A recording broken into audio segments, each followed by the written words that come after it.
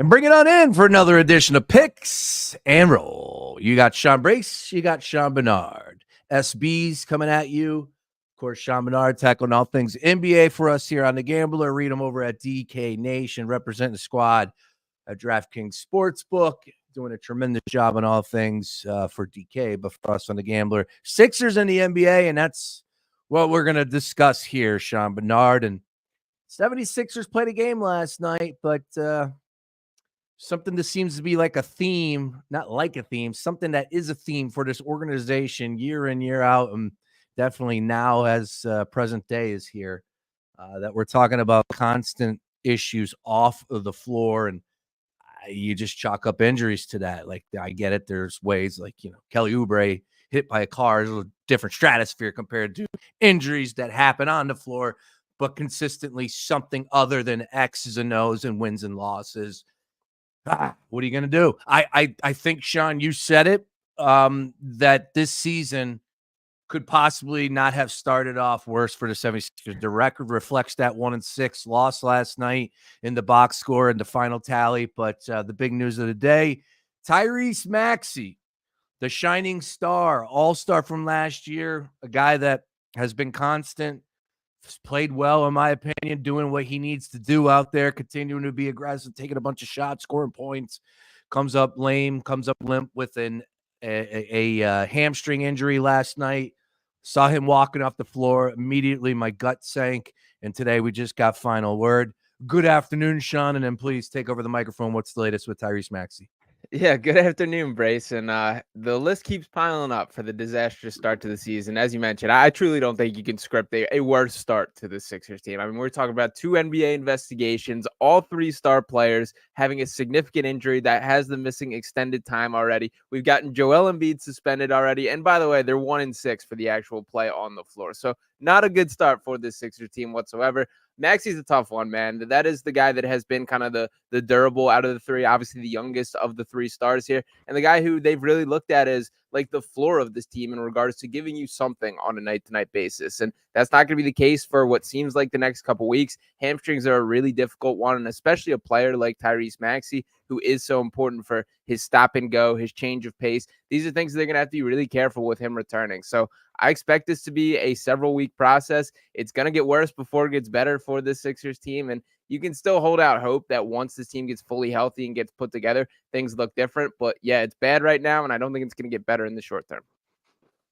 No, that's where I'm at right now as well. And I guess now that Maxey will be out, let's just say hamstrings are crazy. We know that. You don't rush them back. So you could look at anywhere from, let's just say we'll go with a month here, 4 weeks. He's able to rehab, get back into the flow of things. That's going to take us up to the first week, second week of December. By the way, Sixers on Christmas Day against the Boston Celtics. You can get that line on DraftKings Sportsbook right now as we speak. Don't recommend it. Don't recommend it. It's only 6 points. It's only 6 points. 6-point spread right now. But, look, this team is searching for answers, and you brought up the investigation with Joel Embiid. He's suspended for 3 games. I believe he's going to make his debut and the season for the in-season tournament. The Cup, we're calling it this year. Yep. The NBA Cup. Is that new? Did we call it last year that? I think it was just the NBA in-season tournament. Now there's a sponsor and all that. I believe it's the Emirates in-season cup is NBA or Emirates NBA Cup, I believe is what it's going by. So yeah, really making it on the mainstream here. Get that paper, baby. Get that paper. So, Embiid's going to return on Tuesday. Who knows what type of shape he's going to be in from the start until he gets his first day off.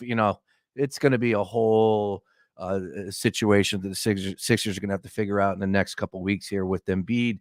Paul George, though, is it safe to say, is it fair to say that Paul George needs to put this franchise on his back and get this team to the victories immediately? Is it because that's where I'm looking.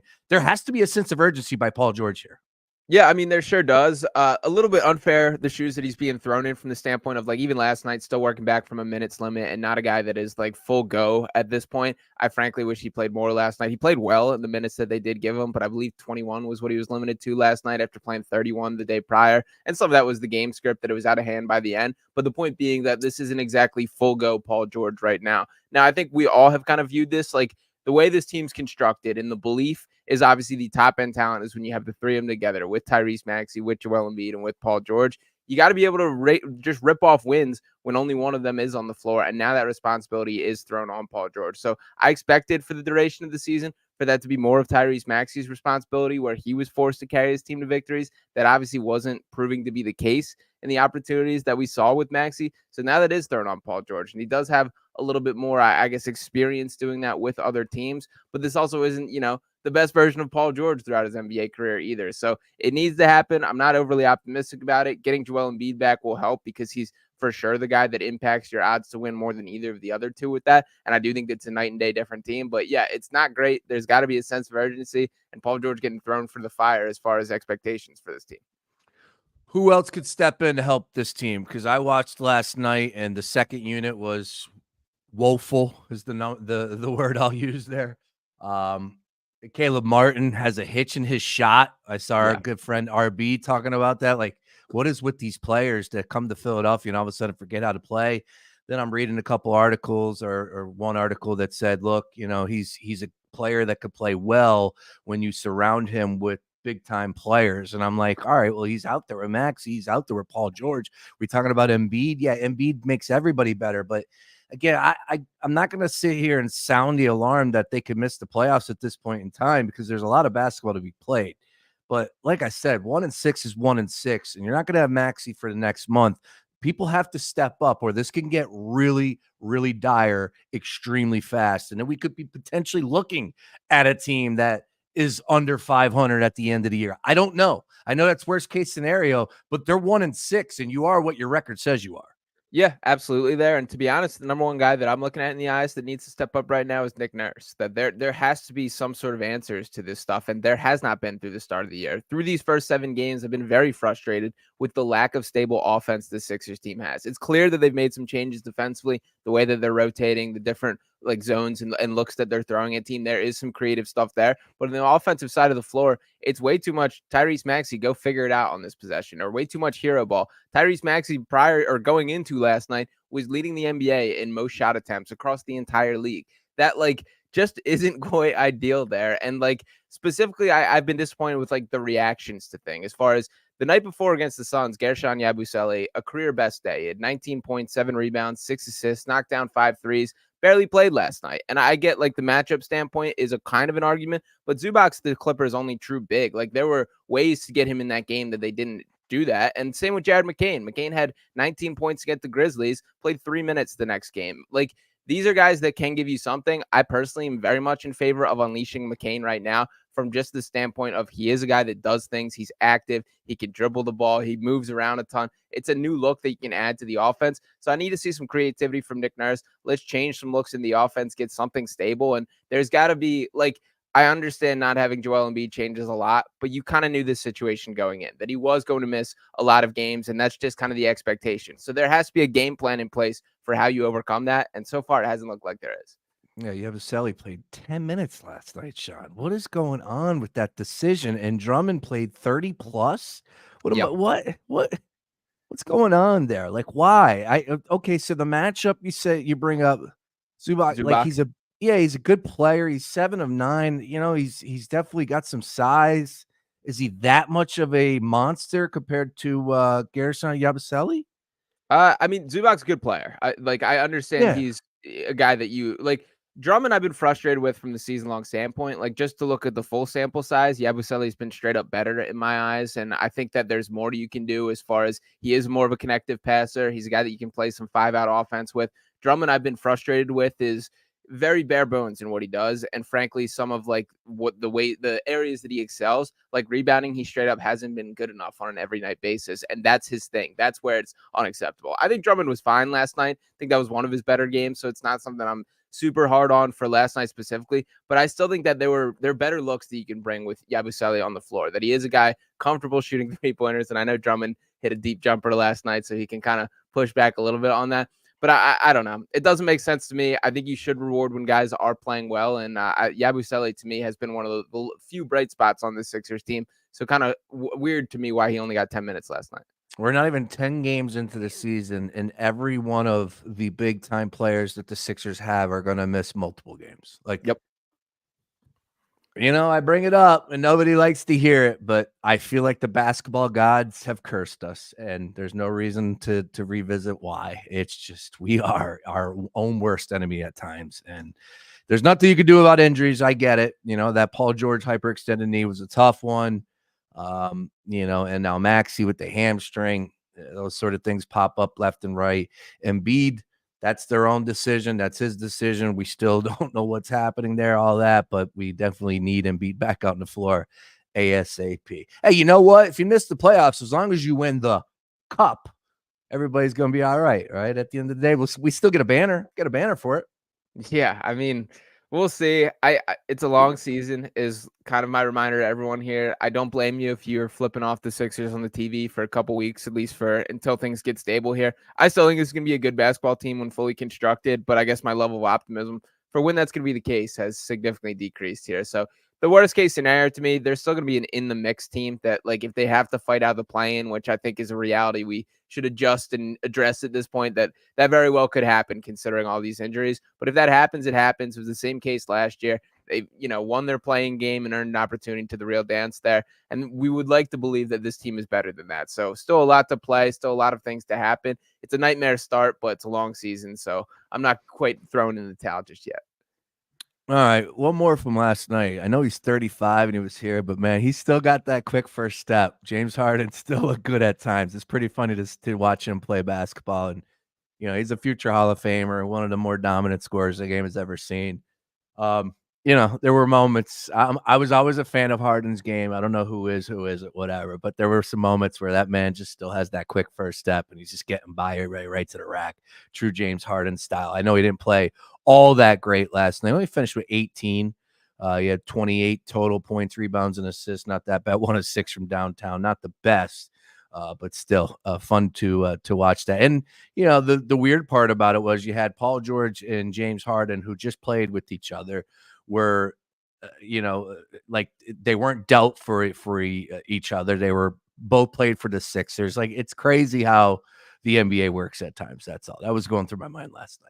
Yeah, there's a bizarre parallel universe between the Sixers and Clippers, man. Even stuff like Drummond being traded a part of the first Harden trade, and guys like Nico Batum who have hopped back and forth. There, Mo Bamba is even on that roster. There's a lot of just like Kai Jones, who was on the Sixers briefly last year. There's just a whole bunch of crossover there. I will say it was very cool to me to watch Harden and Maxey going back and forth at each other last night, which, like, you can feel how you feel about James Harden, but you can't deny like the influence of Harden's game in Maxey with just the step backs, the way that they get to their spots. So it was kind of cool to just see those two go back forth. And for the people sort of running victory laps on James Harden, he's going to get his money, man. That, like, he's played his cards kind of right here. And this is a pretty perfect team for him to be playing with just all these athletic two-way wings that are surrounding him, the Derek Jones Jr., the Norman Powells, all these guys that are surrounding him. The Clippers are not a team that I'm fully writing off, and I do think Harden's going to catch a healthy payday at the end of this year. So shout out to James, man. It worked out. Cousin Nikki checking in. He misses James Harden. No, I didn't go that far, but it's funny. I do want to bring up the brand new arena out there before we move off. First of all, light crowd. Like, come on, man. Yeah. Especially for the Paul George return. Yeah. Like Paul George returned. You got this brand new stadium and 3/4 maybe filled. I'll give them that, whatever. And then when they were walking in, I don't know if you saw that, like they got Paul George walking into the arena. That arena has like LED hallway where these players walk through, and they put the opposing team logo in there, which is just crazy. Like, I want to get to LA to see that damn place. I want to see that arena. Yeah, that's jumped onto my bucket list as well. And there's some really cool things from like the basic experience as far as like a phone charger in every seat and things like that. There's also some really cool things like they've got basketball hoops set up outside the arena for people to come play and that kind of thing. So yeah, I do give Steve Ballmer a ton of respect and a ton of credit for putting that all together. He is a guy that I think is the example for how sports owners should be. It's cool to see him fired up. They showed him in the crowd last night. So shout out to Clippers fans for getting that done. I do love that for them and from Steve Ballmer specifically. Next game up for the Sixers tomorrow night, taking on the Lakers in LA. Your thoughts? Don't feel great. Don't feel great right now. Won't lie. Lakers have certainly cooled off from their hot start to the year.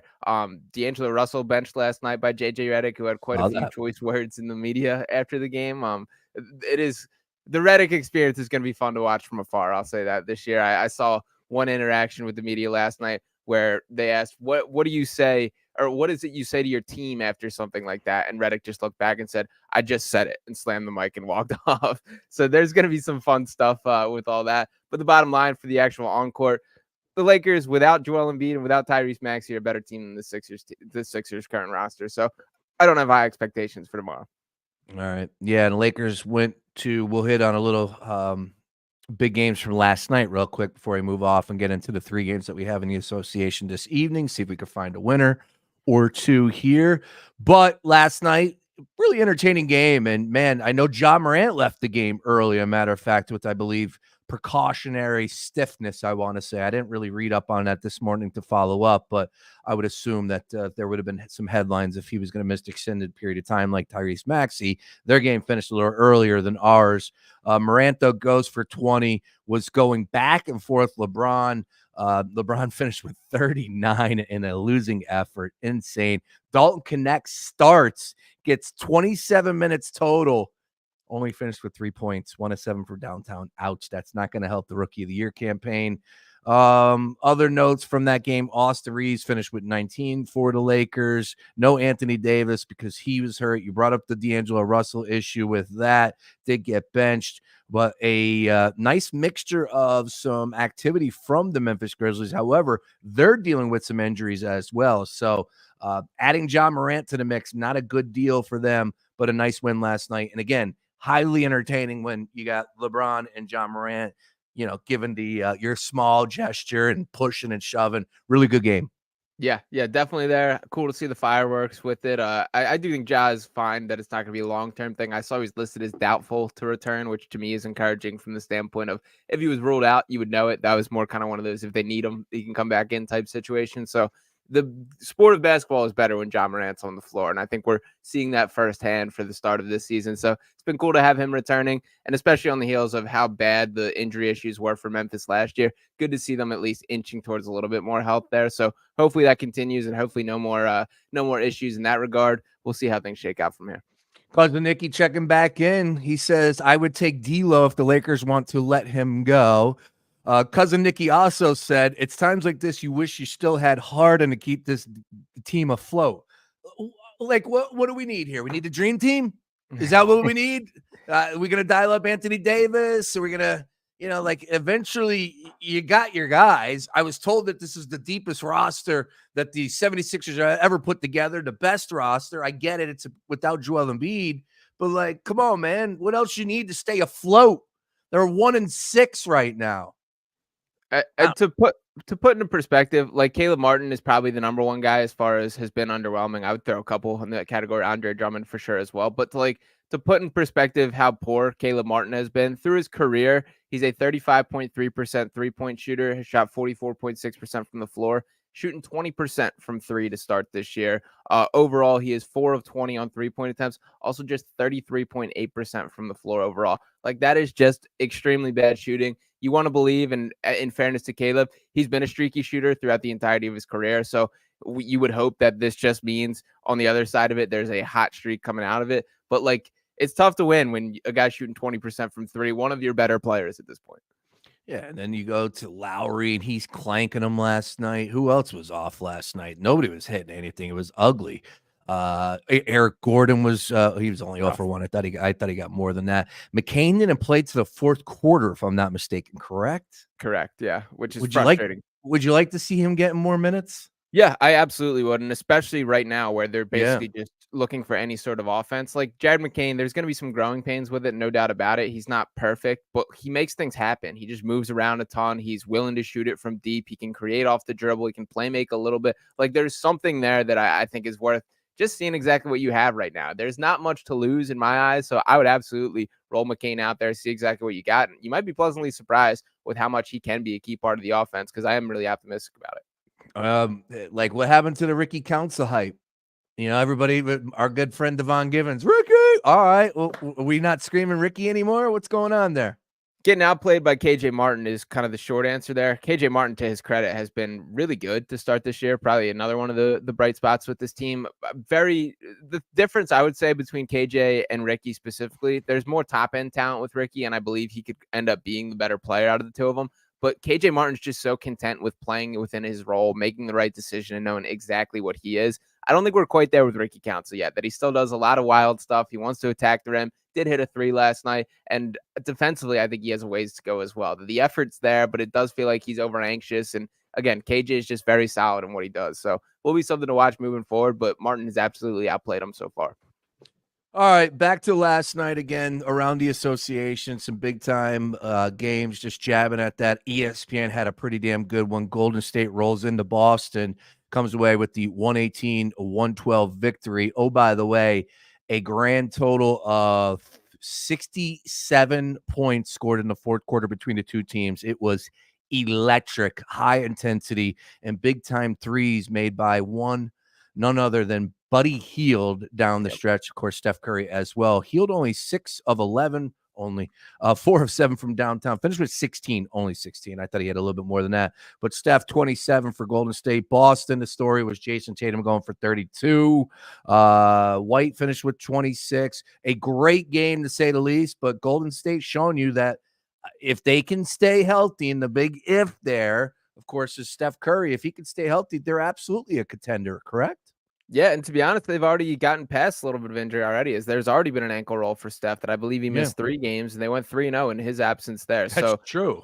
Yeah, kind of impressive stuff. If you ask me, and I was thinking about this last night when watching, the two teams that have exceeded my expectations the most for the start in the Eastern Conference, it's the Cavaliers. In the Western Conference, it's been the Warriors so far. They have, like, defensively is where they're popping off the page to me, that they're blitzing every pick and roll. They're forcing guys to pick up their dribble. They held Boston to 40 points at halftime last night. That is really impressive stuff. 16 points in the second quarter they held them to. Boston's been the number 1 scoring team in the league by fairly comfortable margin throughout the start of this season.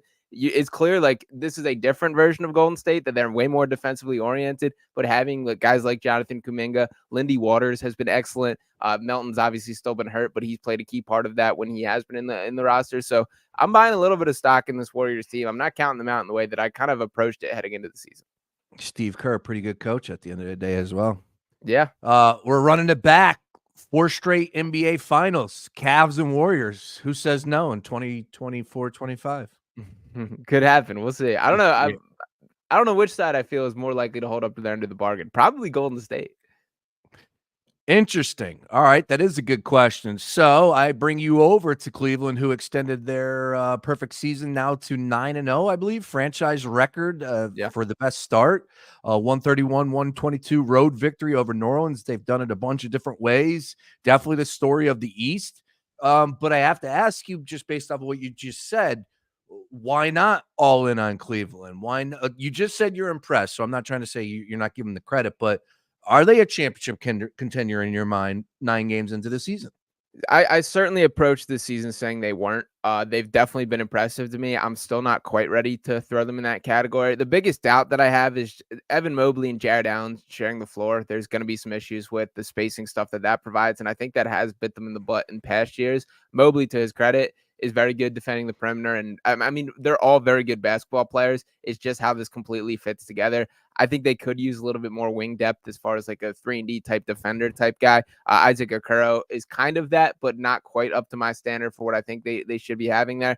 And I guess the biggest positive that has surprised me this year is how back Darius Garland looks. It's been kind of a weird up and down progression for him. Loved him early on in his career. Had a really disappointing season last year. He looks like he's playing his best ball again, so that changes things. I'm not ready to throw them in the full contender category yet, but I can't argue with 9-0 and how good that they have looked. So certainly have exceeded my expectations thus far. All right, putting this one on a tee for you. Keep it moving. Let's talk about the Knicks. 3-4 to start the season.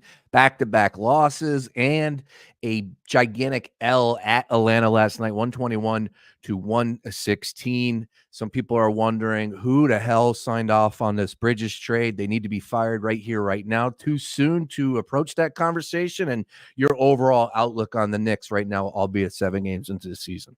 Yeah, I mean, they're going to be better than they're playing so far for sure. The pieces are all still figuring out how to fit together. There's been way too much Jalen Brunson hero ball, which I know is kind of the way that they play in general. Yeah. But I saw a couple plays last night where he's just looking off Karl Anthony Towns in a way that, like, you can't really be doing for a guy that's supposed to be your true running mate there. And they're not using Bridges nearly enough. Like, for a guy that, once again, you traded 6 first-round picks for, that better be a dude that you plan on, like, being a really key part of this team. I think you could fully take Bridges off that roster right now and you wouldn't really be feeling the difference.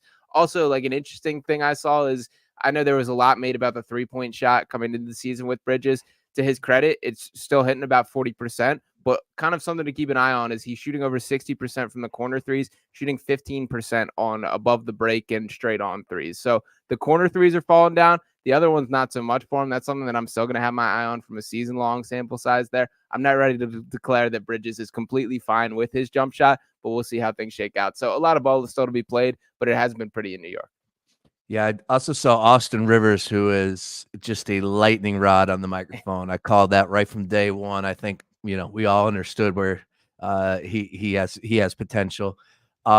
He was discussing who's the best skilled big man in the game, and he was backing Karl Anthony Towns. I thought he had a point. It's just he got a little extended and over his skis because Joker is the almighty, right? Yeah. But is there some sort of truth? Because Karl Anthony Towns hasn't played that bad. Last night he finished with 34. Sean, back, let's see here, 34, 17, 21, 44, 13, 21, 12. Again, you want more of last night. It was 5 of 9, finishes with 34, grabs 16 boards. But in another game against Houston, 17 and 19, 21 and 11, 44 and 13. Like, Karl Anthony Towns is delivering, correct? Yeah, Karl Anthony Towns is a good player for sure. He's not in that upper echelon category. Like, when you're talking about the most skilled big man, it's Jokic and Embiid in a tier of their own for sure. That Cat doesn't quite creep up to that, but he's as pretty much as close as you get. He's very much in that next tier, next category of things. I don't think Towns has been the issue for New York. Frankly, I think they need to get him more 3-point volume. Is pretty high on my hit list of what needs to be fixed within that team. The first at least 4 games, he only attempted 2 or fewer 3-point attempts, which that just can't happen. This guy who averages like 7 threes a game when you look at the larger career sample size there. So they got to get that type of volume for everything to click together, him spacing the floor. I don't think Cat's been bad. I think last night was his best performance, or up there at least so far in this. You're inching towards the version of the guy that you thought you were getting, and I still see how it can fit together. So I don't blame him, but I think better days are ahead for the whole team. All right. And speaking of a Joker, one more here from last night. Pretty good rivalry between those teams with Oklahoma City and Denver. If we do get that 7-game series, sign me up right here, right now, especially last night's game, 124 to 122. Anything for you? The big one for me was the fact that we are looking at Oklahoma City favored by 7 heading into last night's game. And as I said, the Nuggets winning outright. Joker played, Porter played. I know that Denver hasn't played all that well, but damn, Denver Nuggets with Joker catching 7 at home sound like free money to me. Yeah, Aaron Gordon hurt, the only guy that I'll add to that there. But I will say, like, as far as takeaways from last night, give some love to Russell Westbrook, who finished with 29, 6 and 6, played very well in his minutes last night. I like to always point that out because it does feel like he's a guy that gets piled on whenever he plays bad, and there's plenty of opportunity to do that for sure. Not fully sticking up for Russ as he has his lowlights, but I do thought he brought something last night and changed the game. They're figuring out how things fully fit together here. Jokic has been forced to be in attack mode even more than I really think he's comfortable with. Like, I get this dude's got 3 MVPs in his back pocket, but I personally would argue right now that this is the most that has ever been put on his plate in any season in the Nuggets uniform so far. So that's going to be something to keep an eye on from a season-long standpoint, both from an awards perspective and a can he carry this load for the entire season perspective, because there is being a lot on his plate right now. But I think there is a little bit of a budding rivalry between the Thunder and Nuggets, which is going to be fun moving forward. Westbrook, once again, talking after the game, saying how I know they have the better record, but I feel like we're the better team, and I think that'll be shown throughout the course of the season. So I like the fireworks. This wasn't a disastrous loss that changes how I feel about the Thunder by any means. They had a chance at the end, too. Caruso had a steal with like 30 seconds left, gave it to Dort down the other end, who couldn't finish on a pretty tough layup down on the fast break. But if you finished that, we're talking about a 1-point game with like 30 seconds left, and all of a sudden the outlook changes quite a bit. So that was a close game. Both are very good basketball teams and the teams to watch from like a playoff perspective. It was good hoops last night, and I expect plenty more of that going forward. Good hoop coverage, Sean Bernard. Nobody does it like him. That's for damn sure. He doesn't miss anything in the association, as you just heard. All right, so that was some highlights from last night. Let's go ahead and flip the script and get on over to tonight's card. Once again, DraftKings Sportsbook, where we're getting our odds from. We got 3 games, and they all tip off at 8:10 p.m., baby. So let's go here. Let's start with the Portland and San Antonio game. Wemby back in action. They got lumped up last night, 127-100 against Houston. Portland had the night off. Portland's been a bad team. Spurs 4-point favorites here, 217.5. Your thoughts on this one, Sean Bernard? Is this an easy Spurs victory in your mind? I lean that way, but I haven't been overly encouraged by what I've seen from them on the floor. I also will give a quick shout out to hopefully all good is in the world of Greg Popovich, who's away from the Oh, team yeah. right now and having some health issues. So that does change things from obviously sending the best wishes for him. And it's a bit of a different story when you don't have your head coach with you. So I think Wembanyama is going through the growing pains a bit. I haven't loved the shot diet from him to start. That, like, I understand part of what's so special is he's a perimeter oriented player at his size, but I also know if the best usage for him is if he's throwing up 7-8 threes per game and just kind of living and dying with how many of those he knocks down. There's been too much of that. I think in general, teams have switched up their defensive tactic on Wemby, where they're throwing a more perimeter oriented player, being physical with him, and then allowing the big man to kind of roam behind. Oklahoma City did the best job of that and held him to just 6 points in that matchup. I don't think Portland has quite the I guess personnel to match that style of defense there, but I do think that like Wemby's needing to speed up his processing a game a little bit, which is probably the next leap for him. So ultimately, I do still think I lean towards San Antonio for the talent factor there. Wemby's a caliber that nobody on that Portland roster can trust, and I haven't seen a ton of optimism for the Scoot Hendersons and all their next growing pieces. Shaedon Sharp, I know, has been battling injuries too. So I'll lean San Antonio, but I don't feel overly confident in backing that squad right now. Nice swat on Jalen Green, too, coming down Yeah. on that fast break. That was tremendous, but that's Wemby. All right, let's go ahead. You know what? While I have that game, real quick on that, his player prop for our player points here. Ooh, the DraftKings changed some stuff up on me here. Now they gave me the addition where you can slide it. Ooh, I Wow. like that. Yeah, that's interesting. However, I'm hitting buttons. So, that is weird. That is wild. All right, that's next level. And if you go over it, that's new to me. That's new. They just changed that in the last 24 hours on my computer. I don't know what it is. But you can get Wemby 30 plus points at plus 265, 25 at minus 105. So let's just say 25 is his number here. Victor Wembanyama going for 25 plus in your mind? Yeah, don't love it, to be honest. And I did a write-up a couple days ago for the under for Wembanyama. I've been eyeing that more than the overs for him because I do think he's a player who falls in the category of the numbers are a bit juiced based on reputation and people wanting to bet him there. And for these same reasons, that I do think he's going through the growing pains of having so much defensive attention towards him. I probably lean towards the under for tonight. And just to like rip off his scoring totals, he had 15 points last night, 24 the game before, 17, 25, 6, 14, 29, 17. So a bit of a mixed bag, but underneath far more than it going over there. So if anything, I'm leaning towards the under on Wemby. Yeah, you're right. Only one time over this whole season, 25 points produced for Wemby in a game. All right, next game up here. Let's go ahead and talk about the Minnesota Timberwolves and the Chicago Bulls, 9-point favorites. T-Wolves on the road in Chicago. Chicago going to be selling everybody at the trade deadline just to, same old song and dance with the Chicago Bulls. They hopefully will figure it out eventually. 227.5 is your total in this one. They got lumped up last night against Dallas. T-Wolves had the night off. I'd love to sit here and say this is an easy one, but 9 points is 9 points. Your thoughts?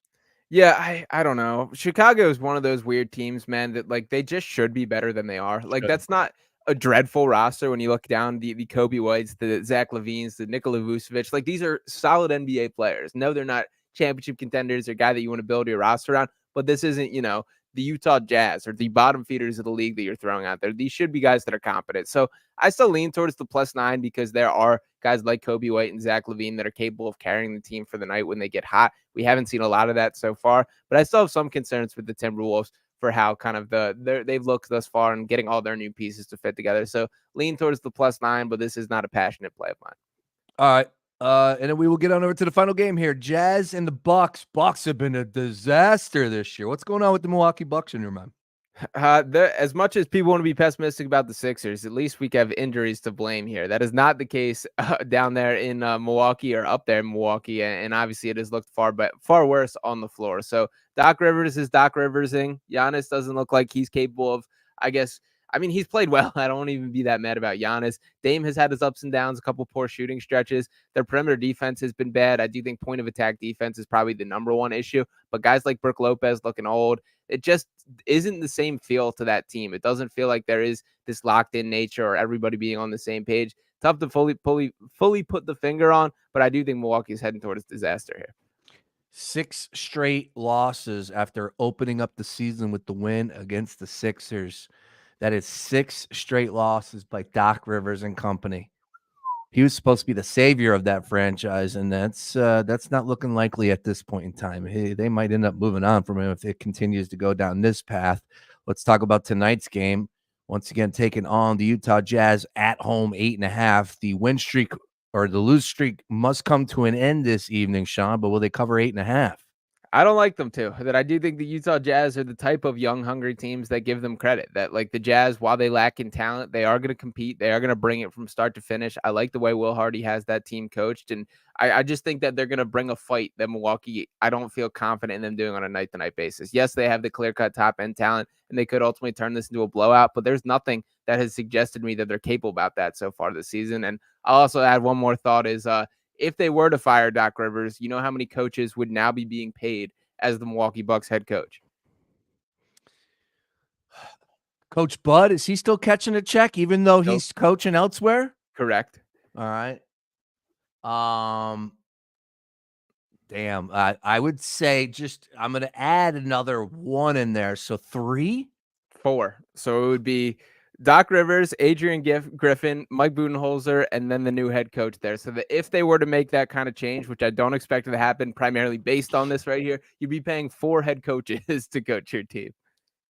Well, good thing Doc Rivers has a track history of turning things around and getting them to the promised land and delivering on those promises since it's election season. All right, fun stuff. Give us one winner. Your favorite play tonight, Sean Barnard. Where are you going? I'll roll with the under of Victor Wembanyama then. I'll put my money where my mouth is and put the under for points for him. I do think that's a lofty number for him that I think he's a little more inconsistent than the numbers would indicate for the reason of people wanting to bet on Wembanyama. So give me the under for Wemby tonight. You know what? I'm going to stay with it. Let's go Jazz. Catching the 8.5. I like it. You know, the Bucks are frustrated. They're definitely wondering out loud. There's some whispers that are going on. I think I heard something about Damian Lillard saying something about he's not really feeling comfortable in Milwaukee. They were talking about an NBA radio the other day, and they were asking questions whether or not Giannis is doing enough to be that leader, to be that to build the camaraderie, the chemistry.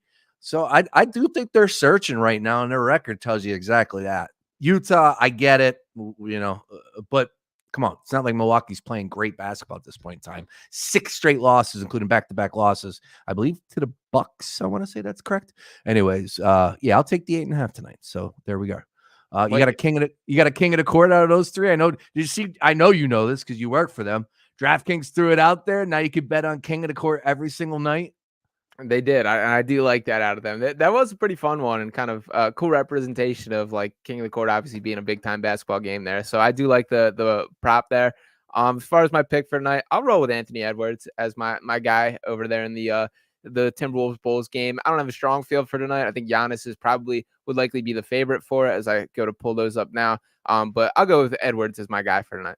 All right, Anthony Edwards. I like it. One last one before we get you out of here, just to catch up on the award season, because it is an interesting topic from the standpoint of Rookie of the Year. Zach Edey, I feel like, is the lightning rod. He's got his own Twitter people, Edey Muse going out there, which is just there's muses for everyone, Brace. There's a Jeff Fountain muse on the timeline. I'm not exaggerating right here. Edey's got one of these. All right, cool. Yeah, it's probably some kid from Purdue, which is fine. But Rookie of the Year, we got some good ones. Wow. I can't even pronounce his name again. Richishar. Zachary Risache. There you go. He Yep. played well last night. Let's see here. Bub Carrington's been playing well. Dalton Connect, that's a rough one last night. Had an opportunity to shine a little bit there. But new leader in the clubhouse. Risache is in there at plus 350, plus 370 for Edie. Edie with some light minutes last night. I think the score might have dictated that a little bit, but has been producing, but no longer the favorite for Rookie of the Year. Your read on this market? Yeah, I mean, Risache, last night's performance was by far the best we've had of any rookie all season. That he finished last night in 37 minutes, had 33 points, 7 rebounds, 3 assists, 3 steals, 2 blocks, shot 11 of 18 from the field, and 6 of 10 from 3. That is a number 1 pick caliber performance from Zachary Risache right there. And that was really nice to see, to be honest. I'm surprised to see the Lions jump as much as they have. He's been a guy who basically has had like 0 Rookie of the Year buzz after being the number 1 overall pick. So kind of crazy stuff there. But ultimately, he delivered last night. That is by far the best performance we've had of any rookie so far. So glad that he's being recognized there. I'm still liking my guy Stephon Castle plus 18 or plus 1600. Has got to keep an eye on there. But this award, I would say more so than ever, keep an eye on opportunity more than talent, because a lot of these guys are limited in how many minutes they're seeing. So keep that in mind when looking down the list. All right, and you and I were exchanging some texts. I believe it was over the weekend where I started talking about Jordan Hawkins and his extended minutes as far as most improved. He was lighting it up. Didn't do all that well last night though. Had a little bit of a dud last night in that loss. But let's see. I'm trying to pull up his minutes here. He played 18 minutes, so that's a little light. And got hurt, missed the game too. Ooh, that will be an issue there. What's going on with him? I believe he's back now. I want to say it was a finger thing. I believe Okay. It wasn't anything like major with it, but I did see that he missed the game due to injury. And the Pelicans are another team that the injury bug has been active about in the early parts of the season. So just keep an eye on that. All right. Most improved is just a crazy market. We were talking about this, just some of the names at the top, but it changes obviously daily. Jalen Johnson 6-1, Jalen Williams 10-1, RJ Barrett 10-1, LaMelo Ball 11-1, and Evan Mobley in there at 11-1. Grady Dick is a name to keep your eye on. I think he's popping up some big time games. He's at 16-1 right now. Anyone you want to make the case for right now on November 7th for most improved? Grady Dick would be my choice if the season ended today for sure. Wow. I liked him in Kansas. He was a guy that always impressed me as there being like more to him than just like a shooter, as you kind of expect him to be every time he stepped on the floor. But to kind of list off what he's done this season, a huge step forward this year with the Raptors. That looking at last year's stats, he averaged 8.5 points per game, 2.2 rebounds, 1.1 assists. This season, 20 points per game, 2.8 rebounds, 2.2 assists. Not shooting 7.2 3-point attempts per game, knocking him down to 35% rate. He's been legitimately good for that Raptors team. So that would be my choice there. You can make a case for Mobley as well. I'll also be grateful that saw Victor Wembanyama entered the season as the favorite for that award. That to me is we've just fully lost the plot of what it means is that dude was the number 1 overall pick and then the rookie of the year. So I don't know how he could possibly be most improved off that. So would much prefer to go to a guy like Grady Dick there. Correct. That was one of the things. I'm like, how is Wemby up there? And he was even higher. I think he's dropped. Yeah, he's down to 35-1 at this point in time. Like, come on. Some of the names at the top of the list when I text you over the weekend were ridiculous. And I'm like, how are they going to figure this out? Maxey won it last year, to be honest. I think Maxey should have been too good for it, but whatever. I'll take it for him. But I'll just say this as we're wrapping up right here, right now. I am putting money on Grady Dick at 16-1 as we speak. I like it. For most improved. I'm gonna have a little ticket here. I'm gonna have some action. Let's do it. Let's do it. You can come up with some fun names for monitoring that award too, you know. Yes. We'll get the thinking caps on that one and extend our brains a little bit, if you know what I mean. All right, great stuff, Sean Barnard. Fantastic job as always. Sean_Barnard 1 on socials. Read them over at dknation.com. And representing the squad at DraftKings and doing a bang-up job for us here on The Gambler. We got plenty to get to. Don't touch that dial. And once again, if you missed anything, please check us out online at foxphlgambler.com.